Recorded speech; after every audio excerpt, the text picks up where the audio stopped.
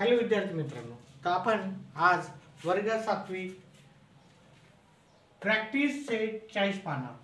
याच्यातला पहिला प्रश्न आहे, Riyana deposit ₹1500 in a school fund at 9. पहा इथं PCPA लिहिलं. पी म्हणजे पर सेंट पर आयनम म्हणजे वर्ष. For 2 years what is the total amount she will gate. पहिले आपण प्रश्न समजून घेऊ की प्रश्नामध्ये काय बनलेलं आहे. रियानाने काय केलं, ₹1500 काय केलं, स्कूलच्या फंडमध्ये डिपॉझिट केले. तिला वार्षिक जे व्याज भेटणार आहे ते 9% भेटणार. दर साल दर शेकडा 2 वर्ष तिने ठेवलेत पैसे आणि 2 वर्षानंतर तिला एकूण रक्कम किती भेटणार, म्हणजे व्याजाचे प्लस तिनं जे सुरुवातीला पैसे डिपॉझिट केले ते मिळून टोटल एकूण अशी रक्कम किती भेटणार. मग आपण काय करू त्या उत्तर करण्याच्या आधी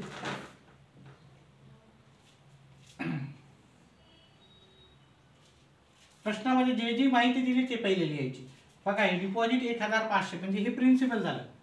प्रिन्सिपल म्हणजे तिची जी टोटल रक्कम आहे सुरुवातीची त्याला आपण म्हणतो प्रिन्सिपल. मग तिने किती पैसे डिपॉझिट केले बँकेमध्ये, 1500. मग टाइम पाहिला, आपण टाइम लिहावं लागते आपल्याला. टाइम किती वर्षासाठी आहे, 2 वर्षासाठी, 2 years. आणि आपल्याला तिसरी अजून एक गोष्ट पाहिजे, आपल्याला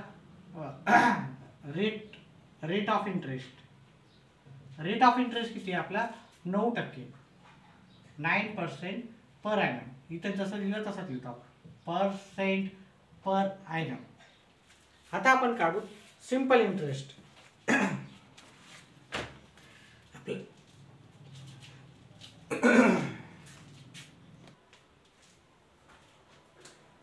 आता आपण सिंपल इंटरेस्ट काढू 2 वर्षाचा. तर आपण इथे लिहू टोटल इंटरेस्ट.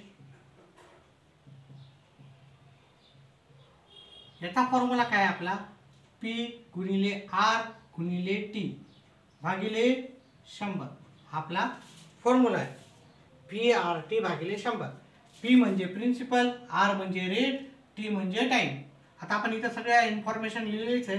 आता P च्या जागी आपण लिहू 1500. R च्या जागी आपल्याला लिहायचं, R च्या जागी आपल्याला 9 लिहायचे आणि T च्या जागी किती वर्ष आहे, T म्हणजे 2 वर्ष. बघा, T म्हणजे टाइम, R म्हणजे रेट आणि P म्हणजे प्रिन्सिपल. म्हणजे P हे T म्हणजे इथं T टाइम, R म्हणजे इथं रेट. ठीक आहे, भागिले किती आहे, हे भागिले 100. मग ते 100 कशामुळे आले, फॉर्म्युल्यामध्येच आहे. फॉर्म्युल्यामध्येच असल्यामुळे आपण लिहून घेतले. इथे 2 0 आहे, इथे 2 0 आहे. मग आपल्याला उरले किती, 15 गुणिले 9 गुणिले 2. आता या सगळ्यांचा गुणाकार करायचा, 15 गुणिले 9. 15 गुणिले 9 कसे येतात, 15 गुणिले 9 केले, 9 5 45 47 4, 9 1 9 4 13. ह्या दोघांचा गुणाकार केला, आपल्याला आलं 135.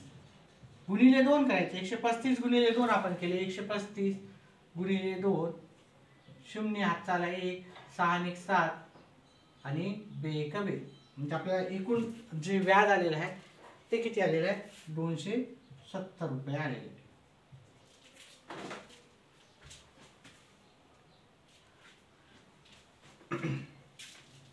आता आपल्याला काय करायचं, आपल्याला एकूण रक्कम करायची.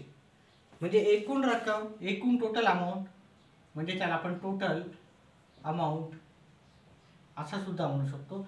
त्याला ए ह्या इंग्रजी शब्दानं डिनोट केलं जातं. त्याचा फॉर्म्युला आहे P प्लस I. मग P म्हणजे काय, आपलं प्रिन्सिपल किती आहे आपलं, पहा P आहे 1500. I किती आलं आपलं, टोटल इंटरेस्ट किती आलं, टोटल इंटरेस्ट आलं 270. ते 270 इथं गेले आणि या दोघांची बेरीज केली, आपल्याला इथे 1000. पहा, बेरीज करताना पण बऱ्याच चुका होतात. बेरीज करताना काय लिहायचं, आपल्याला 1500 लिहायचे आणि हे 270 आपल्याला उलटे असे लिहायचे. ठीक आहे, इकडून न लिहिता एकक दशक शतक म्हणजे इथून सुरुवात करायची, नाही तर आपलं गणित चुकण्याची शक्यता असते.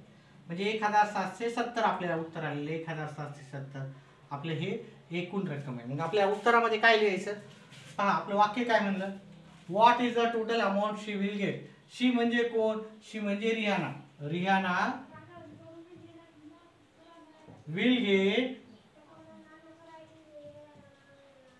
1770, ठीक है, after 2 years. Okay.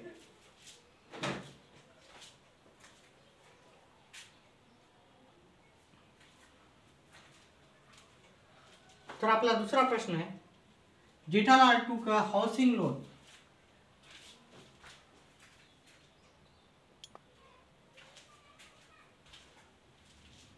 Housing loan of rupees 2,50,000 rupees from a bank at 10% per annum for 5 years. What is the yearly interest? Yearly interest he must pay and total amount he returned to the bank. पहिले आपण समजून घेऊ की प्रश्न काय विचारला. जेठालाल नामक व्यक्तीने काय केलं, हाऊसिंग लोन घेतला, म्हणजे घर बांधण्यासाठी लोन घेतला. 2,50,000चं लोन घेतलं बँकेकडून. 10% पर annum, म्हणजे एका वर्षाला 10% व्याज आहे त्याचा. 5 वर्षाकरता घेतलं, 5 वर्षासाठी त्याने घेतलं. What is the yearly interest? Yearly म्हणजे प्रत्येक वर्षाचा, इयरली म्हणजे एका वर्षाचं व्याज किती. इथं 5 वर्षाचं विचारलं नाही, 5 वर्षाचं पण काढावं लागेल आपल्याला, पण इयरली इंटरेस्ट पहिलं तर आपल्याला विचारलं इयरली म्हणजे प्रत्येक वर्षाला व्याज किती असणार. आणि त्याच्यानंतर ही must pay and total amount ही रिटर्न टू द बँक. त्यांना सांगितलं एका वर्षाचं व्याज विचारलं आणि टोटल रक्कम म्हणजे आपली प्रिन्सिपल रक्कम आणि टोटल व्याज किती दिलं त्यानं, दोन्ही मिळून किती दिलं. पहिले आपण काढू त्याचं, पहिले जी इन्फॉर्मेशन दिली आपण ते लिहून घेऊ.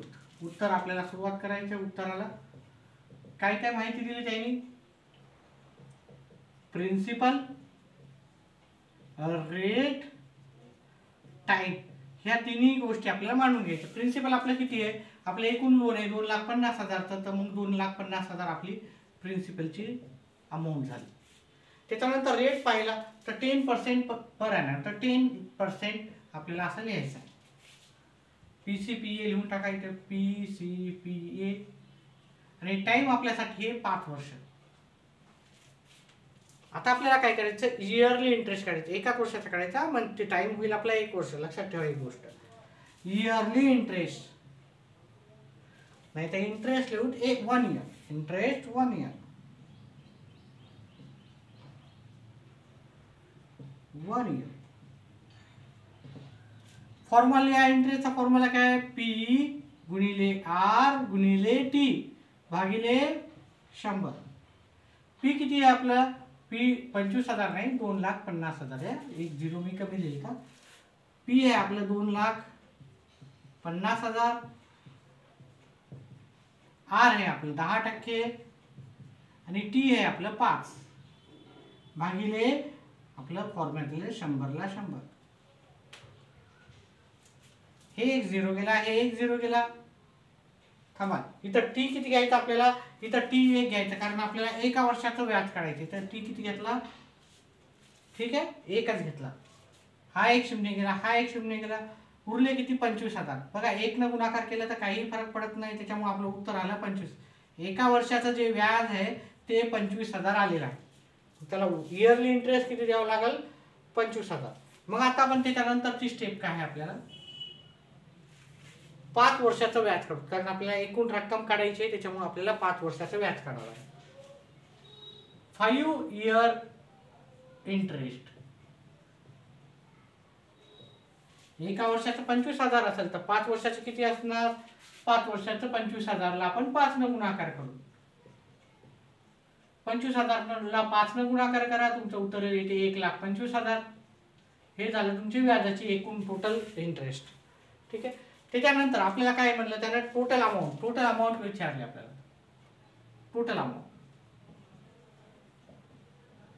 टोटल अमाऊंटचं जे सूत्र आहे ते आहे प्रिन्सिपल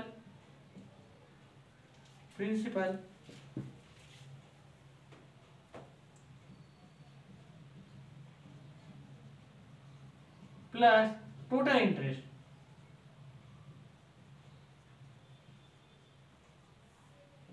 प्रिन्सिपलची रक्कम आपली आहे, प्रिन्सिपलची रक्कम आहे 2,50,000 आणि इंटरेस्टची रक्कम आहे 1,25,000. दोन्ही मिळून आपल्या टोटल जे 3,75,000 आपलं असं टोटल आलेलं आहे. आणि आपलं उत्तर संपलेलं आहे. मग आपण शेवटी जे विचारलं ते आपण लिहू. Yearly interest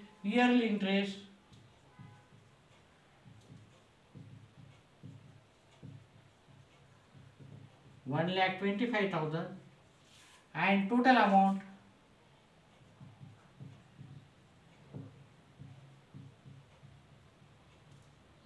3,75,000 he returned to the bank. म्हणजे Jethalal return to the bank. Jethalal return to the bank. अशा प्रकारे आपला दुसरा प्रश्न झालेला आहे. व्हिडिओ समजत असेल तर व्हिडिओला लाईक आणि चॅनलला सबस्क्राईब करायचं विसरू नका. बऱ्याचदा आपण व्हिडिओ पाहतो पण व्हिडिओला लाईक आणि चॅनलला सबस्क्राईब करत नाही, तर चॅनलला सबस्क्राईब करायचं विसरू नका.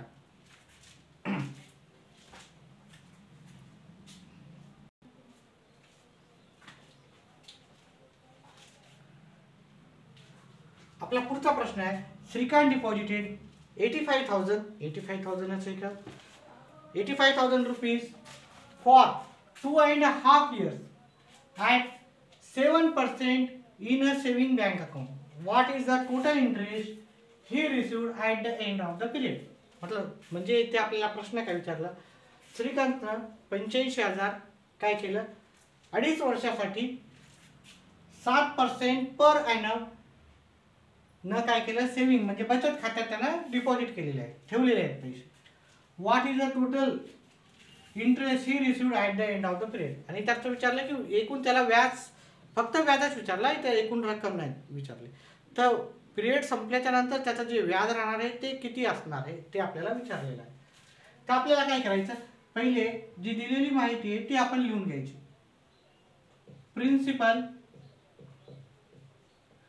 प्रिन्सिपल किती आहे आपले 85,000. आपला जे रेट आहे ते पाहायचं. रेट किती आहे आपलं, रेट आहे 7% पर ॲनम.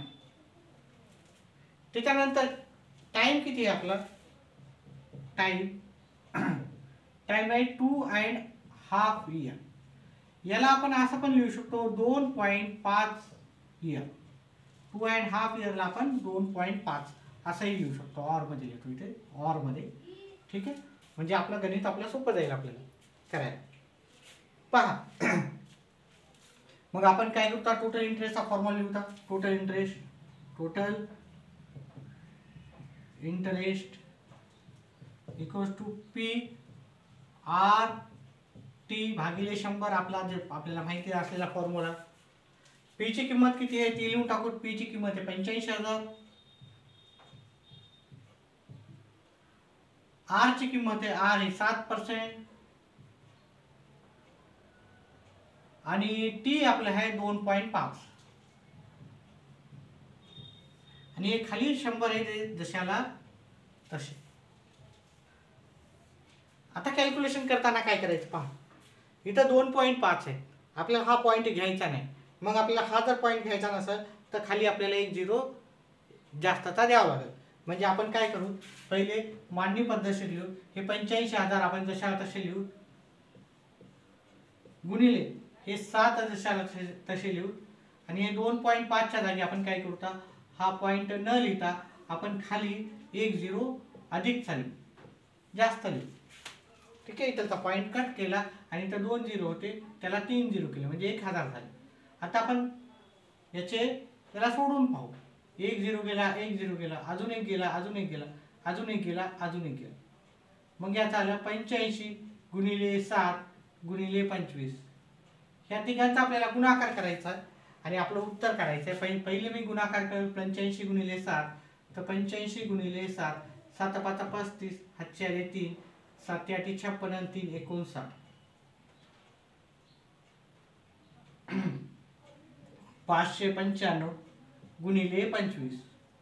तर 595 गुणिले 25 केलं, 5 5 25, हातचे आले 2, 45 आणि 2 47, 25 आणि 4 29, 5 2 10 हात चाला 1, 18 आणि 1 19 ला 9 हात चाला 1, 10 आणि 1 11 ला आता याची कॅल्क्युलेशन केले,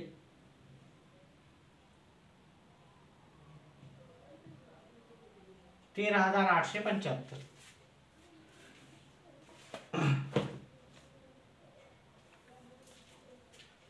हे आता इथे किती 14,875. ठीक आहे, याचं जे कॅल्क्युलेशन आलं ते 14,875 आलं. आणि आपल्याला जे टोटल प्रश्न काय विचारलेला आहे, what is the total interest he received at the end of the period. कोण आहे, ही म्हणजे कोण. ओके, पहा, ही म्हणजे हा श्रीकांत. तर श्रीकांत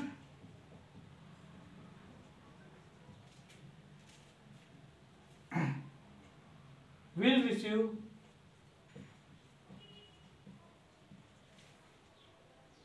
$14,875 टोटल इंटरेस्ट. असं आपल्याला शेवटी एक वाक्य लिहायचं आहे आणि उत्तर आपलं संपलेलं आहे. 3 प्रश्न संपले. 4था प्रश्न पाहू.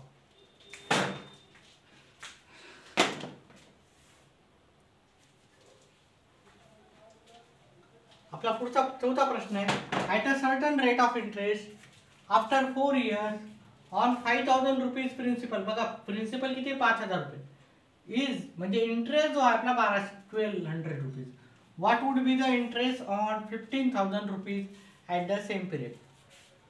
पहा, त्याने म्हणे की 4 वर्षासाठी 5,000 वर 1,200 रुपये व्याज होते. तर 15,000 रुपयासाठी आपलं व्याज किती होईल. याला आपण 2 पद्धतीनं कॅल्क्युलेट करू शकतो. एक एकदम छोटं सिंपल लवकरात लवकर संपणारं कॅल्क्युलेशन, आणि एक आपण ट्रॅडिशनल आपण जसं फॉर्म्युला लिहून करतो ते. त्याला आपण दोन्ही पद्धतीनं सॉल्व्ह करणार आहे. एक थोडा सिंपल पद्धतीनं जसं करायचं ते आपण ते करू, आणि जे आपण नेहमी रेग्युलर जे करतो तसं करू. तर सोप्या पद्धतीनं करायचं. तर पहिले आपण काय करू, इथे पहा, पहिले प्रश्न मराठीत समजून घ्या. At a certain rate of interest म्हणजे एका निश्चित व्याजदरानुसार 4 वर्षानंतर 5,000चे व्याज भेटते आपल्याला 1,200 रुपये. तर 15,000 वर आपल्याला त्याच टाइममध्ये त्याच रेटनं किती आपल्याला व्याज मिळेल ते काढायचं आहे. पहिले आपण काय करू, तर याला बघा, हे डायरेक्ट प्रोपोर्शनचा क्वेश्चन आहे. ओके, 5,000 वर आपलं व्याज किती आहे, 5,000 वर आपलं व्याज आहे प्रिन्सिपल 5,000. आपण असं लिहिता प्रिन्सिपल. आपण 2 पद्धतीनं करणार आहे तर प्रश्न. प्रिन्सिपल 5,000 आहे, तर आपलं इंटरेस्ट किती राहणार आहे आपलं 1,200.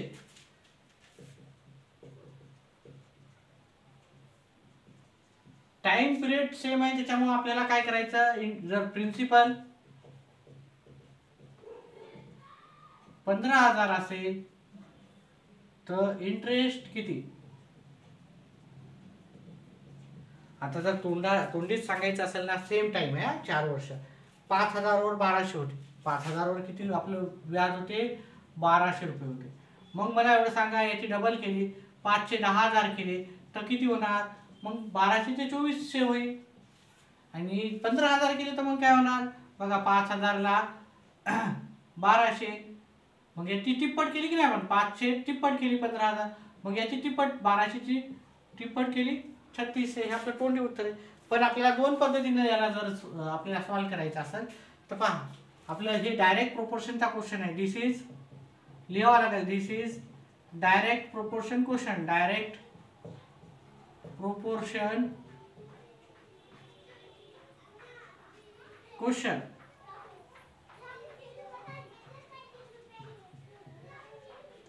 मग 5,000 बघा, व्याज किती आहे वरी लिहायचं, एकूण रक्कम लिहायची खाली.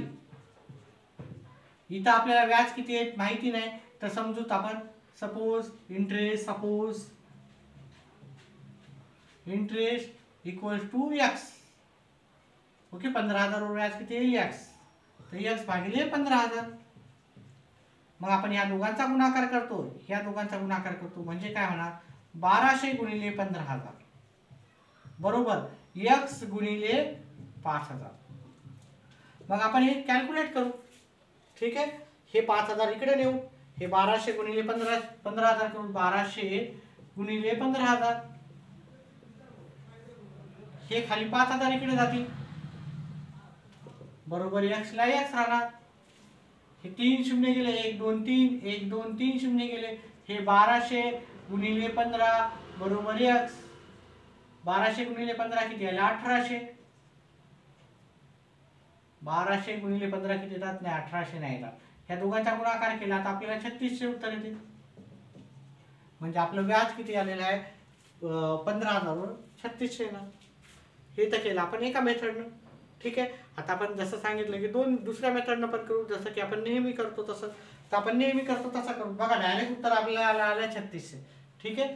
तर त्या आता आपण काय करू, हे न घेता आपण पहिले काय करू, रेट ऑफ इंटरेस्ट करू. Rate of interest.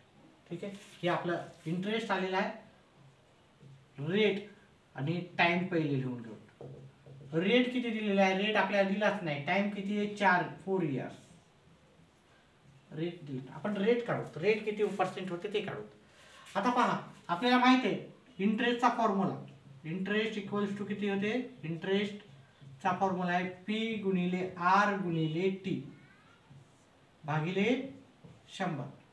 आता आपल्याला इंटरेस्ट दिलेला आहे ऑलरेडी 1200 रुपये. ते आपण इंटरेस्टच्या खाली इंटरेस्ट लिहायचं. पीच्या खाली 5,000 दिलेले आहे. आरच्या खाली आर आपल्याला दिलं नाही, जसं तसं आर लिहायचं. आणि टीच्या जागी आपल्याला काय लिहायचं? टी टाइम हे आपल्याला 4 वर्ष गुणिले काय करायचं? गुणिले 100. गुणिले काय करायचं? 100. आता काय करायचं? इथं जे वरच्या साईडला आहे ते खालच्या साईडला जातील, आणि जे खालच्या साईडला आहे वरच्या साईडला. म्हणजे काय होईल? हे 1200 जसं तसं लिहिले. हे जे खालच्या साईडचे 100 आहेत ते वरी गेलेत, आणि जे वरच्या साईडचे जे आहेत ते आपण खाली लिहिले. आर जशाला तसं. आता याला कॅल्क्युलेशन्स करायचे. 1 2 0 गेले, 1 2 0 गेला, अजून 1 0 गेला. आपण काय करू, हे इथं तर राहू देऊ. हे 1 2 0 गेला, अजून 1 गेला, अजून 1 गेला. ठीक आहे. इथं 10 होतं. 5 1 5, 5 2 10. 4 न 12ला भागाकार केला, 4 त्रिक 12. म्हणजे 3 गुणिले 2 आपला आर जे आलेला आहे, आर आपल्याला 6% आलेला आहे. काय आलेला आहे? 6%. ठीक आहे. आपला आर आला 6%. आता आर आपण ह्या 15,000 प्रिन्सिपलवर ठेवू. आता दुसऱ्या कंडिशन मध्ये आपल्याला प्रिन्सिपल किती दिलं? प्रिन्सिपल दिलं 15,000. रेट आहे आपला, रेट आपल्याला आला आहे 6%. आर म्हणजे रेट आपला तोच रेट घ्यायचा, तोच टाइम घ्यायचा. टाइम इथं किती होता? इथं 4 वर्ष होता, तर इथंच पण टाइम 4 वर्ष घ्यायचा. आणि आपल्याला व्याज काढायचं. व्याज म्हणजे इंटरेस्ट. हाच फॉर्म्युला वापरतो. पी गुणिले आर गुणिले टी भागिले 100. पी ची रक्कम किती आहे? 15,000. आर ची रक्कम आर किती आहे? 6%. आणि टी किती आहे? 4 भागिले 100. हे 2 0 गेले, हे 2 0 गेले. 150 गुणिले 6 गुणिले 4. ह्या दोघांचा गुणाकार केला, तुम्हाला येते 900. 900 गुणिले 4 केले तर उत्तर येते 3600. कसंही करा, उत्तर आपल्याला तेच भेटणार. तर मग लिहायचं ऑन 15,000 रुपीज ऑन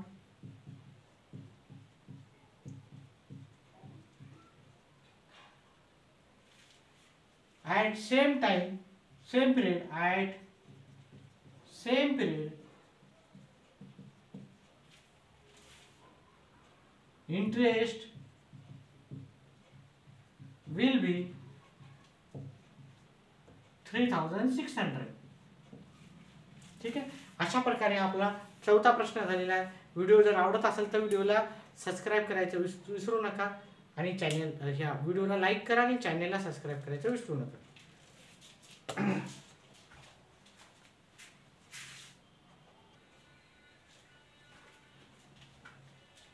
आपला पाचवा आणि शेवटचा प्रश्न आहे. If Pankaj deposited 1,50,000 rupees in bank at 10% for 2 years, what is the total amount he will get from the bank? म्हणजे त्याचा अर्थ, प्रश्नाचा अर्थ जाणून घेऊत आपण. पंकज डिपॉझिटेड 1,50,000 म्हणजे पंकजनं 1,50,000 बँकेमध्ये डिपॉझिट केले 10% दराने 2 वर्षासाठी. मग त्याला टोटल रक्कम किती भेटायचे ते काढायचं. तर अतिशय सोपा प्रश्न आहे, साधा साधा सिंपल प्रश्न आहे. उत्तर करूत आपण. जी माहिती दिली ती पूर्ण लिहूत. Principal 1,50,000, rate 10% per annum, time दिला 2 इयर्स. आपल्याला टोटल इंटरेस्ट काढायचं. त्याचा फॉर्म्युला आहे पी गुणिले आर गुणिले टी. लिहून घेऊत आपण. PRT भागिले 100 तसं लिहायचे इथे. पी किती आहे आपलं? पी आहे 1,50,000. ते इथे लिहूत आपण 1,50,000. आर च्या जागी आपण लिहू 10% आणि टी च्या जागी आपल्याला लिहायचं 2 आणि खाली भागितले 100. मग हा एक 0 गेला, इथलचा एक गेला, इथलचा एक गेला, इथलचा गेला. उरलं काय आपल्याला 1 आणि 15 आणि 3 0 म्हणजे 15,000 गुणिले 2 म्हणजेच आपल्याला आलं उत्तरामध्ये 30,000. आता आपल्याला काय करायचं? टोटल अमाऊंट काढायची. Total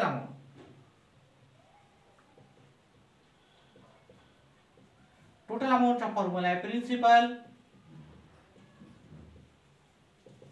plus interest. प्रिन्सिपल आहे आपलं 1,50,000. इंटरेस्टची रक्कम आलेली आपली 30,000. ती लिहून घ्यायची तिथे. दोघांची बेरीज केली तर आपल्याला उत्तर येते 1,80,000. आणि शेवटी आपल्याला एक वाक्य लिहायचं आहे. ही विल गेट, ही म्हणजे पंकज विल गेट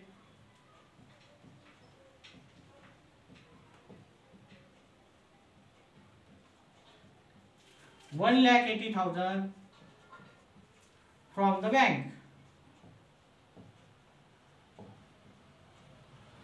अशा प्रकारे आपला प्रश्न क्रमांक 5 आणि शेवटचा झालेला आहे. व्हिडिओ आवडत असेल तर व्हिडिओला लाईक, चॅनलला सबस्क्राईब करा. व्हिडिओ पाहिल्याबद्दल धन्यवाद. थँक्यू.